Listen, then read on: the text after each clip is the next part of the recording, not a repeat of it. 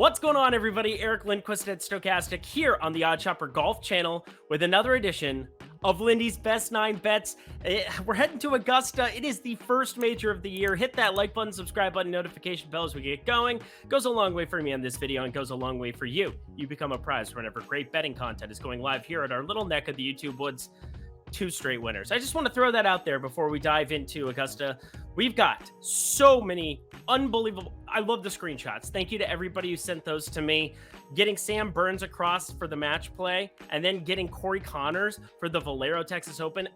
Again, we've got a nice little loyal group of people tuning in every single week. I appreciate you. We're going to do the same thing here for the first major of the year. 9 straight bets here for the Masters. Very much looking forward to it. If you are too, hit that like button. Goes a long way for me. But Bet 365 goes a long way for you. You sign up for that in the video description box below. You simply bet $1 on anything. Get yourself $200 in bonus bets. If you have a gambling problem, please call 1-800-GAMBLER. This is only if you're 21 and over and in one of these 4 states: Colorado, New Jersey, Ohio, or Virginia. So check out those. And you know what? I'm just excited, just like everybody else. I want pimento cheese sandwiches. Actually, I don't. I went to the Masters last year. It was terrible. It was horrible. It was no good. It tasted like crap.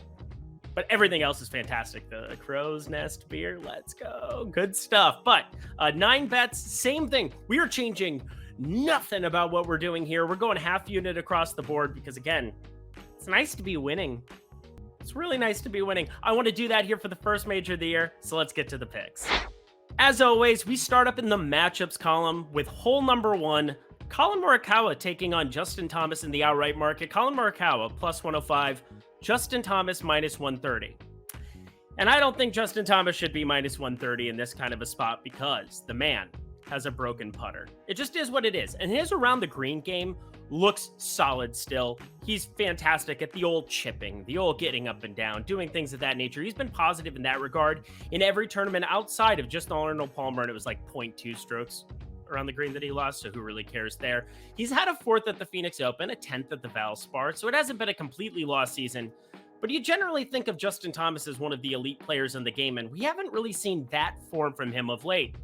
However, with Collin Morikawa, we've at least seen flashes of it, with a 2nd at the Century Tournament of Champions, a 3rd at the Farmers Strong Field, 6th at the Genesis, and then a 13th at the Players. So much better form than we have of Justin Thomas, a 10th at the Valspar, not equal to a 13th at the Players. We have 2 missed cuts on Collin Morikawa's side of it, but when you're talking about a 50-50 type proposition, if you want to flip coins forever and give me a guy at plus 105 and Collin Morikawa, I think you just do that every single time. And Collin, we know the superb iron player he is, and I also think some of the weather conditions that we have here, if it's going to be playing really difficult, cold, brutal, I don't think the around the green game matters nearly as much. So even though Collin Morikawa, not the best chipper of the golf ball himself, we'll talk about that theme a little bit more as we continue on. I'm looking for more of the pure ball strikers, the guys who hit it really, really good with the irons. And Justin Thomas has that facet of the game. But as bad as his putting's been this year, in a true coin flip, give me the guy getting plus 105 in Collin Morikawa. Shout out La Cunada Flintridge. For hole number 2, I'm going to another plus money dog here in the matchup market, and this one's going to feel uncomfortable. We're going to have to saddle up a little bit on it, but Patrick Cantlay taking on Jon Rahm, and Jon Rahm, he's won 3 of his 7 events so far in 2023. That seems decent. He's very good at golf. I'm not denying that in any way, shape, or form, but what I'm pointing at is more of Patrick Cantlay's form.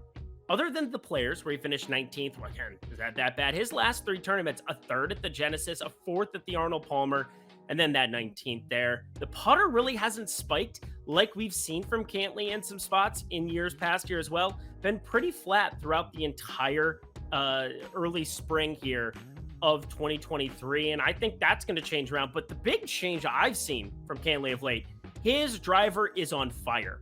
4.6, 5.6, and 5.8 strokes gained off the tee. You know who that looks a lot like?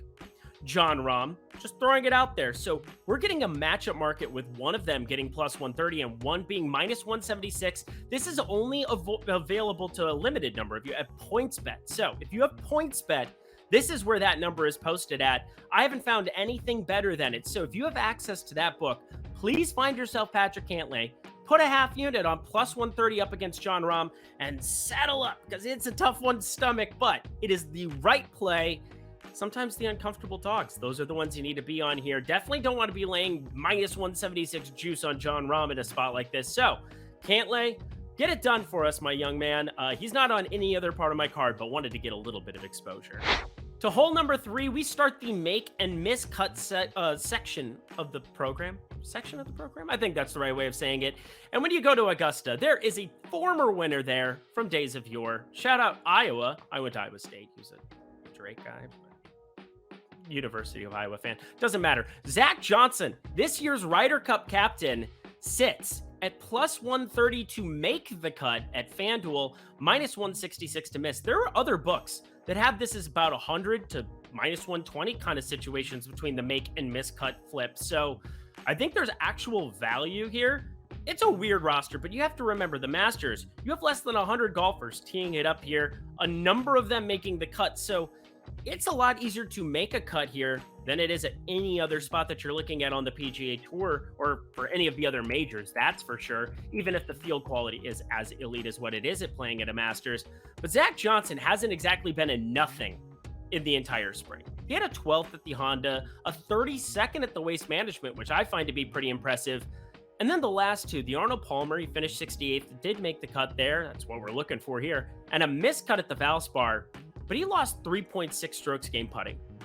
He is a very good putter still at his elderly age. I mean, he's not even 50 yet, but Zach Johnson, I don't expect for those kind of putting performances to be things that show up at Augusta National, a golf course he's played a lot, that he wears a green jacket from. There are a lot of situations where I wouldn't want to have Zach Johnson on a card for a top 10, top 20 market, but to make a cut with a limited field where more than half of it is going to get through the cut, I have to be taking this kind of a shot here. It's going to be playing wet. It's going to be playing brutal. Sounds like Iowa. So there you go. Lots of ways that I think Zach Johnson could show up, be a little bit under the radar here. And again, I'm trying to hit maybe 2 of these 3+ money bets between the matchups and then the Zach Johnson to make the cut play. If you do that, that's a little bit of profit. That keeps you afloat. And yes, we have hit the last 2 outright winners on this program, but even still, I'm looking to bolster my portfolio with matchups, with miss cuts all the time. And at the Masters, I'm going to trust a guy who has 2 major championships, who can still putt the golf ball and just came off of one brutal week with the flat stick, otherwise has made every single cut in the spring at the entire 2023 season. So there you go. Zach Johnson, an unlikely guy to be talking about over the course of this Masters, but I sure am to make a cut. Hole number 3. Let's live and let live, baby. Let's talk the Live Tour. Hole number 4. Yes, we have to be constructing them into our builds, into our odds, into everything this entire week. The Live Tour defectants, if you will. I don't know. That seems a little bit harsh, even though I'm not a fan of Live myself, but Phil Mickelson led the charge, the highest paid dude of the Live Tour, but I'm absolutely betting him at standard minus 110 juice to miss this cut. And why? Well, Phil Mickelson has broke 70 twice in 9 rounds across the entire Live Tour events. His best finish is 27th. Do you know how many players they have in those fields? 48. He has not finished in the top half of a Live Tour event yet in his career.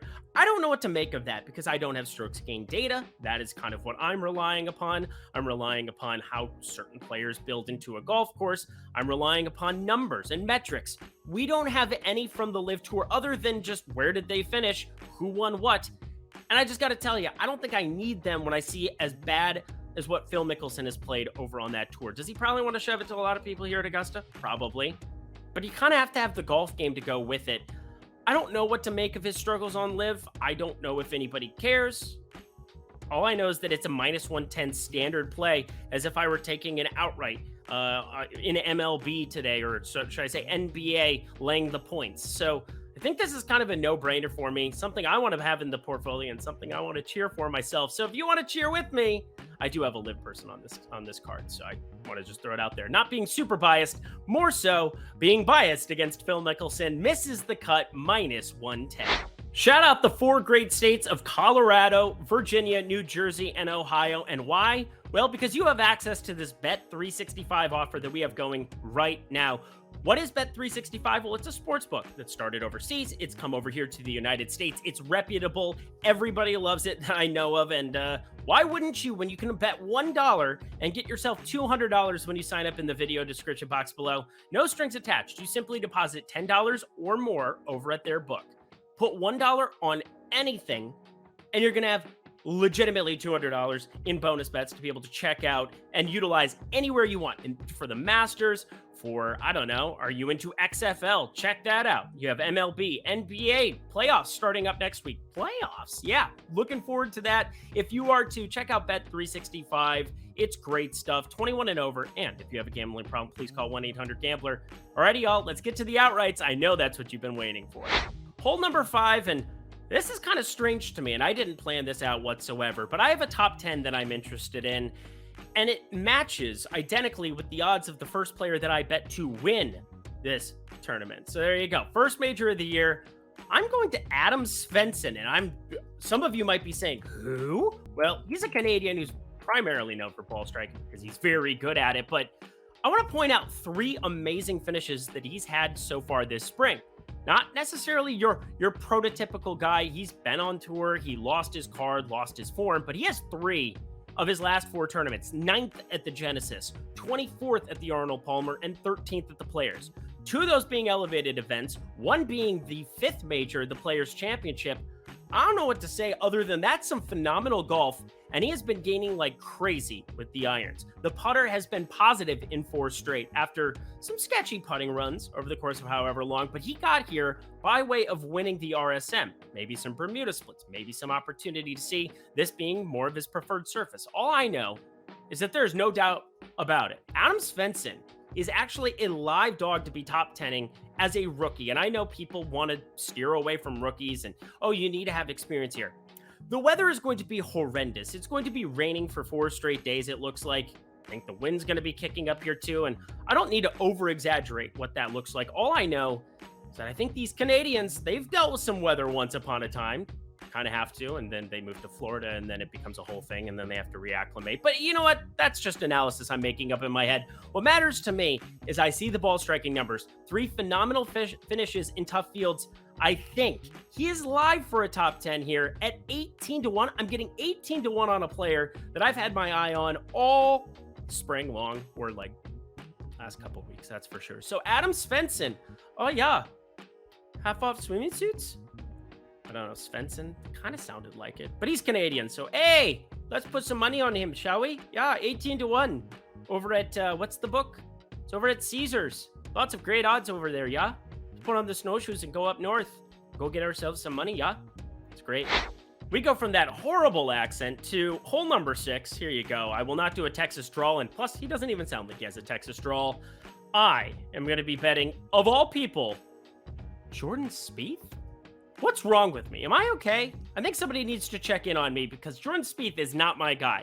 Been very much against him for as long as I can remember, but look at the conditions. If it's going to be wet, difficult, rainy, all of these things, I'm looking for all-around scrambling. I'm looking for somebody who can get up and down out of one of those green trash bags that they have on the side that's supposed to be blending into the grass over there in Augusta, just throwing it out there. Jordan Spieth just feels like the guy in these kind of dogfights that you want to be backing. Plus, we've seen some decent form in other parts of his golf game over the course of the last year. Strokes gained tee to green over his last 3, 8, 5.5, and 7, a 4th and a 3rd within that time span. A 4th at the Arnold Palmer, a top 20 still at the Players, and a 3rd at the Valspar with positive putters in the last 3. Do I have to say everything like a question? I think I do. That's how I'm doing this because Jordan Spieth, I'm confused on why I like him so much and why he's at top of my model at the moment, but he is. He's the shortest odds golfer that I'm going to be betting. Identical 18-1 number as that of Svensson to top 10. Again, didn't plan it out that way, but it's nice to know that if I get one of these half units across the board, it's a profitable week no matter what else happens. And I believe in Svensson. And I think Jordan Spieth just a live dog here amongst these other outrights that we're going to obviously be betting that I hope win more because they pay out better. That's how betting works. So there you go. Plus 1,800 over at DraftKings, the best spot for it. Looking to get away from the top 10 market. Boom bust. Jordan Spieth, he's got a green jacket. Please go get another. To hole number 7 we go, and if you made me bet one player and one player alone to win the Masters this year, I would be picking Tony Finau. He's just doing everything across the board well besides the around the green game. And when it starts to be muted with weather, and they have a subterranean system there that absorbs moisture off the green so that they can try to firm it out, it won't be playing super soft by any means, so there's that, but it'll be softer than normal. It will not be playing as firm and fast as normal, and that helps people who have weaker around the green type games. One of those guys being Tony Finau, another one that's coming up a little bit later, but this is the one that I truly believe in. He has not fallen outside of the top 25 in a single event in 2023. He hasn't really finished near the top of the board either. A 7th at the Century, that's a limited field event just for winners from the previous year. A 9th at the Farmers, a 14th at the Waste Management. Nothing that's just gung-ho, but it's been solid across the board, especially with the irons. The irons have just been superb. I think Tony Finau is going to run into one of these weeks where he spikes a hot putter, and everybody needs to look out. I think we've seen him beat up on some of these weaker fields going back to last year, where he really found some form going towards the end of that season. I think we find him start to put it together here yet again. So Tony Finau, I think regardless of how tough this golf course plays, whether it's wet, windy, however else, Tony Finau bombs it, will not be affected by wet fairways. We'll have an opportunity to have a better around the green prowess. This is my dude for the week. So if you're looking for one player and one player only out of my outright section, Tony Finau is that guy, sitting right currently at 25-1 over at BetMGM. There's 21-1s, 22-1s, but 25-1 at BetMGM. Want you to be shopping for the best odds. That's why it's called OddsShopper, of course. You can sign up for that in the video description box below. But Tony Finau, my total all-encompassing pick to win the Masters. But of course, there are more players, and I must round out my card. And this is a number that just changed probably 2 hours ago. 2 hours before recording this. This is a Tuesday, morning-ish, afternoon-ish that I'm coming to you. And hole number 8 is the live golfer that I think I'm the most interested in at their current odds. I thought about Dustin Johnson. Those odds have started to move away. They've recalibrated the board. And Cameron Smith went from the like a 22-1 type player. He is sitting currently at 35-1 over at DraftKings. Now, there are reports that he is possibly injured and that there's some kind of a injury that he's playing through. But I just watched him hit balls on the range on the Golf Channel, which is a really weird piece of analysis to give on a video like this. But I was trying to find out anything I could about Cameron Smith's injury, but I don't care. He's out there swinging a golf club. And this is a player that throughout his career has found ways, and like a lot of these Australians who just kind of find ways to be able to meander around Augusta National and put it together. Cameron Smith has been that dude. He has top 5s in 3 of the previous 6 Masters. He has a T3 from last year. He finished just outside of that T2. Well, I guess it would have been T2 if it had been with Rory McIlroy there, but he had a T2 back in 2020 during that November Masters. So there's a lot of precedent for Cameron Smith going out and playing well here. Last year, you might have forgot him because he went to live. He won the Players. He won the Open Championship against Rory in fascinating style. Lots of amazing things that are on Cameron Smith's resume, but you haven't seen him play forever. So it's hard to analyze where his game's at or where this injury is. So all I have to say is that last year, Cameron Smith was inside of 20-1, and now you're giving me him at 35-1. This is just a no-brainer add to the card unless you find out that there is a major injury concern here, in which case, go ahead and pull it off your card. But I bet it. It's on the board. I can't do anything about it now, so guess I got to recommend him here.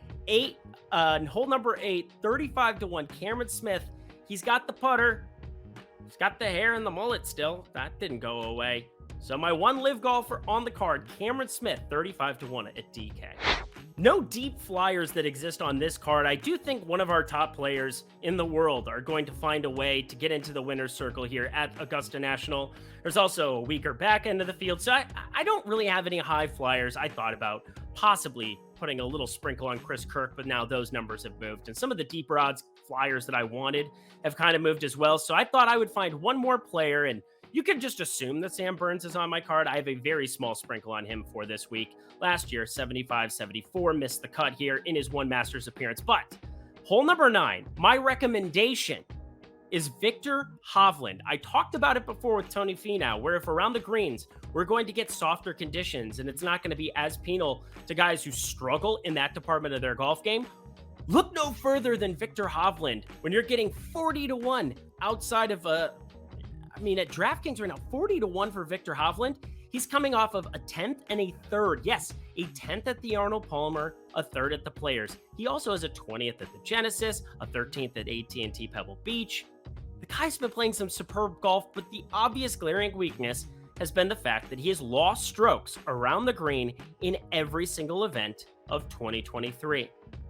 If you mute that, then it becomes just a ball striking clinic, and then you'll want to be backing Viktor Hovland at this kind of a number. Or off the tee, ridiculous. We have 4.2, 3, 6.3, and 1.9 strokes gained in his last 4 events. Approach, 7.4 strokes gained with the approach at TPC Sawgrass. Do I expect that kind of a number here at Augusta National? No, I do not. But if you give me a flat around the green game, if you give me anything with the putter, I love getting to Viktor Hovland at 40 to 1. So kind of shorter odds that I'm looking at here at the Masters, but it worked out well for us last week. Corey Connors and Hatton did not work out. But again, you're looking for guys to win this golf tournament.